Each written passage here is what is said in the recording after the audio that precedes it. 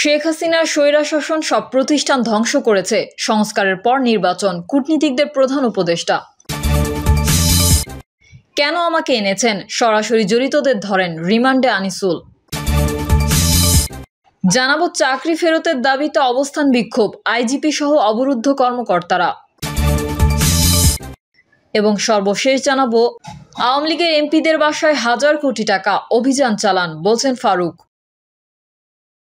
এতক্ষণ শুনছিলেন সংবাদ শোনাম, এবারে বিস্তারিত। তবে তার আগে অনুরোধ থাকবে আমাদের চ্যানেলটি সাবস্ক্রাইব করে বেল আইকনটি ক্লিক করুন। শেখ হাসিনা স্বৈরশাসন সব প্রতিষ্ঠান ধ্বংস করেছে, সংস্কারের পর নির্বাচন, কূটনীতিকদের প্রধান উপদেষ্টা। সাবেক প্রধানমন্ত্রী শেখ হাসিনার স্বৈরশাসন দেশের প্রতিটি প্রতিষ্ঠানকে ধ্বংস করে দিয়েছে বলে মন্তব্য করেছেন অন্তর্বর্তী সরকারের প্রধান উপদেষ্টা ডক্টর মোহাম্মদ ইউনূস। তিনি বলেন, এমন একটি সময়ে এসে দেশের দায়িত্ব নিয়েছি যখন প্রায় সব ক্ষেত্রেই চরম বিশৃঙ্খলা। তাই নির্বাচন কমিশন, বিচার বিভাগ, জনপ্রশাসন, আইন শৃঙ্খলা বাহিনী ও গণমাধ্যমে প্রয়োজনীয় সংস্কারের পর অন্তর্বর্তী সরকার একটি অবাধ, সুষ্ঠু এবং অংশগ্রহণমূলক নির্বাচনের আয়োজন করবে। প্রধান উপদেষ্টা বলেন, বাংলাদেশের বন্ধুদের মধ্যে থাকতে পেরে আনন্দিত। 2 সপ্তাহ আগে বাংলাদেশের দ্বিতীয় বিপ্লবের সাক্ষী হয়েছে। শেখ হাসিনার নৃশংস স্বৈরশাসনের বিরুদ্ধে জেগে উঠেছিল লাখো বীর ছাত্র জনতা, কিন্তু তার দলের ছাত্র সংগঠন ও শুধুমাত্র আইন শৃঙ্খলা বাহিনী বাংলাদেশের স্বাধীনতার পর থেকে দেশে ভয়াবহতম বেসামরিক গণহত্যা করার পর তিনি দেশ ছাড়েন। ডক্টর ইউনূস বলেন, আমি সেই সমস্ত বীর ছাত্র এবং নিরীহ মানুষদের প্রতি গভীর শ্রদ্ধা জানাই যারা সর্বোচ্চ আত্মত্যাগ করেছেন। আমাদের সাম্প্রতিক স্মৃতিতে অন্য কোনো দেশের ছাত্রদের তাদের গণতান্ত্রিক আকাঙ্ক্ষা প্রকাশের জন্য এত মূল্য দিতে হয়নি, যেখানে একটি বৈষম্যমুক্ত, ন্যায়সঙ্গত এবং পরিবেশ বান্ধব একটি দেশের স্বপ্ন দেখতে হয়েছে, যেখানে প্রতিটি নাগরিকের মানবাধিকার সম্পূর্ণরূপে সুরক্ষিত থাকবে। প্রধান উপদেষ্টা বলেন, আমি এমন একটি সময়ে এসে দেশের দায়িত্বভার নিয়েছি যেখানে অনেক দিক থেকেই পুরোপুরি বিশৃঙ্খল পরিস্থিতি বিরাজ করছে। ক্ষমতায় থাকার চেষ্টায় শেখ হাসিনা স্বৈরাচার সরকার দেশের প্রতিটি প্রতিষ্ঠানকে ধ্বংস করে দিয়েছে, বিচার ব্যবস্থা ভেঙে পড়েছে। তিনি বলেন, দীর্ঘ 1.5 দশকের নির্মম নৃশংসতার মাধ্যমে গণতান্ত্রিক অধিকার দমন করা হয়েছিল, নির্বাচনে কারচুপি হয়েছে, তরুণ প্রজন্ম তাদের ভোটাধিকারের চর্চা না করেই বেড়ে উঠেছে, সম্পূর্ণ রাজনৈতিক পৃষ্ঠপোষকতায় ব্যাংক লুট হয়েছে, আর ক্ষমতায় অপব্যবহার করে লুণ্ঠন করা হয়েছে রাষ্ট্রীয় কোষাগার। সরকার গণতন্ত্র, ন্যায় বিচার, মানবাধিকার ও বাক স্বাধীনতা সমুন্নত রাখবে। অন্তর্বর্তী সরকারের সর্বোচ্চ অগ্রাধিকার আইন শৃঙ্খলা পরিস্থিতিতে নিয়ন্ত্রণে আনা বলে উল্লেখ করেন প্রধান উপদেষ্টা।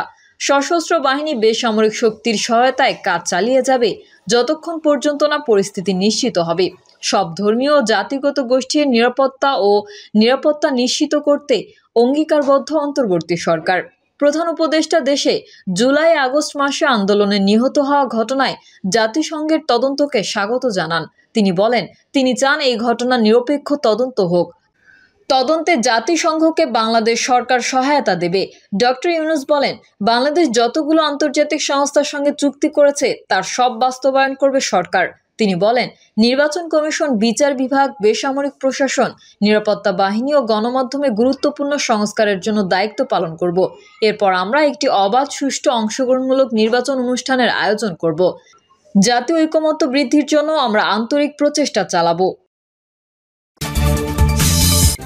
কেন আমাকে এনেছেন, সরাসরি জড়িতদের ধরেন, রিমান্ডে আনিসুল। রিমান্ডে থাকা সদ্য বিদায়ী আওয়ামী লীগ সরকারের 3 প্রভাবশালী ব্যক্তি দেশে অরাজকতা ও রাজনৈতিক সহিংসতার ঘটনায় নিজেদের দায় স্বীকার করেছেন। তারা হলেন সাবেক আইনমন্ত্রী আনিসুল হক, সাবেক প্রধানমন্ত্রী শেখ হাসিনার উপদেষ্টা সালমান এফ রহমান, আলোচিত সেনা কর্মকর্তা মেজর জেনারেল জিয়াউল আহসান।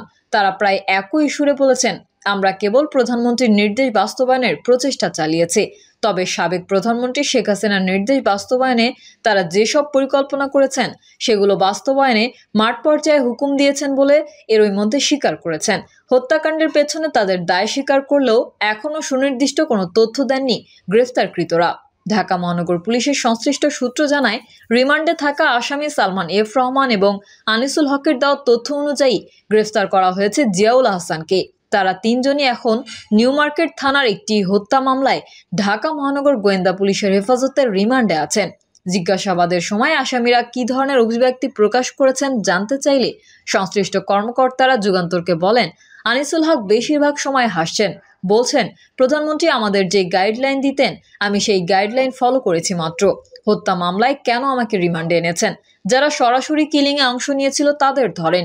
রিমান্ডে থাকা আসামিরা হত্যা মামলার বাইরে কি কি তথ্য দিচ্ছেন জানতে চাইলে সংশ্লিষ্ট সূত্র জানায়, 2013 সালের 5ই মে রাজধানীর শাপলা চত্বরে হেফাজতে ইসলামের নেতাকর্মীদের উপর আক্রমণ ও হত্যাযজ্ঞ চালানো, বিশেষ উদ্দেশ্যে আড়ি পাতার যন্ত্র ক্রয়, ভয় দেখিয়ে ক্ষমতা কুক্ষিগত করতে আয়নাঘর কনসেপ্ট তৈরি এবং বহু মানুষকে গুম-খুন করার বিষয়ে তাদের হাত রয়েছে বলে স্বীকার করেছে।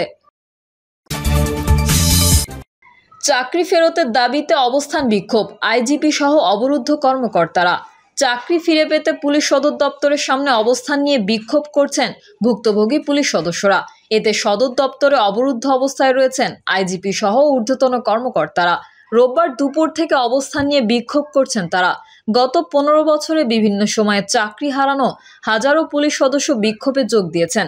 তারা এক দফা এক দাবি, নির্বাহী আদেশে চাকরি ফেরত দেওয়া এমন স্লোগান দিচ্ছেন। পরে বিকেল থেকে পুলিশ সদর দপ্তরের সামনের সড়কের 2 লেন বন্ধ করে বিক্ষোভ ও অবস্থান করেন আন্দোলনকারীরা।